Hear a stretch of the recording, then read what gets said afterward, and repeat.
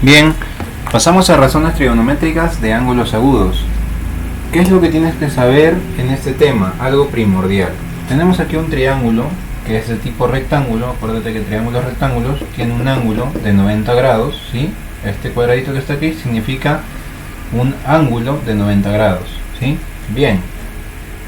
¿Qué más? Tienes que saber, tenemos los vértices A, B y C, como verás aquí. Vértices son las esquinas del triángulo, y tenemos los lados también, A minúscula, B minúscula y C minúscula, ¿sí? Bien, ¿qué tienes que saber de estos triangulitos? Tienes que saber lo siguiente, ¿sí? Muy bien, nosotros sabemos que por propiedad de triángulos, ¿sí?, la suma de todos los ángulos internos, ¿cuánto tiene que ser? 180, ¿bien? Recuerda, esto vale 90, tienes teta y tienes alfa. Eso quiere decir que si todo mide 180, ¿sí?, le restas este 90 que está aquí, te quedaría 90. Es decir, la suma de estos dos tienen que darte 90 para que 90 más 90 sea 180, que son la suma de ángulos internos de un triángulo. Entonces, por propiedad se dice que alfa más teta, en este caso, que son los ángulos internos del triángulo, cuando tienen que sumarte 90 grados, ¿sí? Primera propiedad que se cumple en un triángulo. Segundo, ¿qué más se cumple ahí? Una propiedad muy importante, ¿sí?, que se llama el teorema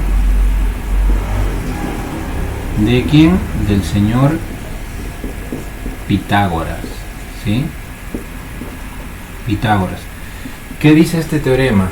Dice que la hipotenusa, ¿sí?, hipotenusa es el lado más grande del triángulo. ¿Cuál es el lado más grande de este triángulo?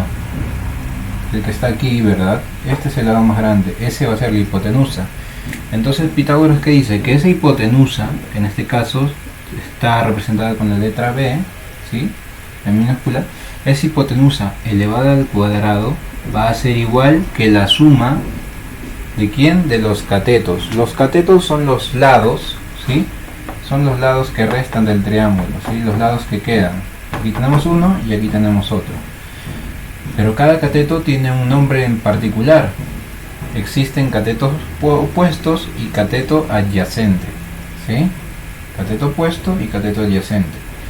Eso va a depender de el ángulo al que nosotros hagamos referencia, pero en este caso, como tenemos un cateto opuesto y uno adyacente, lo podemos poner de cualquier manera. En este caso voy a escribir el A aquí y el C aquí. Esta es la propiedad. Profesor, ¿por qué puso A elevado al cuadrado y por qué puso C elevado al cuadrado? ¿Por qué no al revés? Es lo mismo. Acuérdate que en una suma el orden de los factores no altera el producto. Y recuerda una cosa bien, ¿por qué lo he puesto al cuadrado? Porque el teorema de Pitágoras dice lo siguiente: hipotenusa elevada al cuadrado es igual a la suma de los otros dos lados, también elevados al cuadrado. Eso es lo que justamente he hecho aquí, y es un teorema muy importante que lo tienes que aprender y memorizar, ¿sí? Por otra parte, aquí te hago la aclaración. Te hablé de cateto opuesto, ¿verdad? Bien, como te hablé de cateto opuesto lo vamos a representar así: C.O, ¿ok? Cateto adyacente lo vamos a representar C.A. Bien. E hipotenusa lo vamos a representar con la letra H, ¿sí? Bien. Entonces, lo siguiente: cada triángulo posee razones trigonométricas para cada uno de los ángulos internos que contiene, ¿sí? En este caso, este triángulo, ¿sí?, contiene 1, 2, 3 ángulos internos, ¿sí? Uno que es 90 y los otros menores que 90. Las razones trigonométricas de ángulos agudos, ¿sí? Un ángulo es agudo cuando es menor de 90 grados, acuérdate. Entonces tenemos aquí dos ángulos agudos, quiere decir que nosotros vamos a poder hallar las razones trigonométricas de o bien este que está aquí, que es teta, que es un ángulo agudo, o bien de alfa. En este caso vamos a hallarlo, como aquí lo ven, para teta, ¿sí?, para este ángulo. Entonces, si hallamos seno de teta para este ángulo que está aquí, sería cateto opuesto sobre hipotenusa, te dice aquí, ¿verdad? SEO, ¿qué significa? Cateto opuesto sobre hipotenusa. Entonces sería cateto opuesto, que vendría a ser el lado que se lo opone, ¿sí? El lado que se le opone a teta, en este caso vendría a ser A, sobre, o sea, dividido entre la hipotenusa. ¿Quién era la hipotenusa, te acuerdas? El lado más grande, o sea, B minúscula. Esto sería seno de teta, sería, aquí está, cateto opuesto sobre hipotenusa, pero si reemplazamos los valores, ¿quién sería el cateto opuesto? Estamos hablando de este ángulo. El cateto opuesto, el que se lo opone, ¿quién es? El lado que se le opone es A, ¿sí? A, sobre la hipotenusa, ¿quién es? El valor más grande, ¿verdad? B. Pasamos a coseno, que vendría a ser la otra identidad o razón trigonométrica. ¿Qué te dice? Que es el cateto adyacente dividido entre la hipotenusa. Bien, si estamos trabajando con este ángulo que está aquí, el cateto adyacente vendría a ser el cateto que se encuentra aquí al costadito, pegadito a este ángulo que está aquí. Pero profesor, pegado también está la B y también está la C. Sí, pero la B es hipotenusa y la C es cateto. Aquí ¿qué te dice? Cateto adyacente. Adyacente significa el que está al costado. ¿Quién es cateto? ¿B o C? C, ¿verdad? Entonces ponemos C, porque C es el cateto adyacente, el que está al costadito de este ángulo, ¿sí? Y va a estar dividido sobre ¿quién? Sobre H. ¿Quién era H? La hipotenusa, ¿verdad? Muy bien. Ahora, tangente. Tangente te dice cateto opuesto sobre cateto adyacente. ¿Te acuerdas quién es el cateto opuesto? O sea, el lado opuesto, ¿sí? A este ángulo, ¿quién era? A, ¿verdad? A sobre, ¿quién es el cateto adyacente? El lado que está al costado de este ángulo, ¿quién es? C, ¿sí? Una vez que tú tengas estas tres razones trigonométricas, seno, coseno y tangente, rellenar estas tres que siguen es sumamente fácil. ¿Sabes por qué? Hay un truco.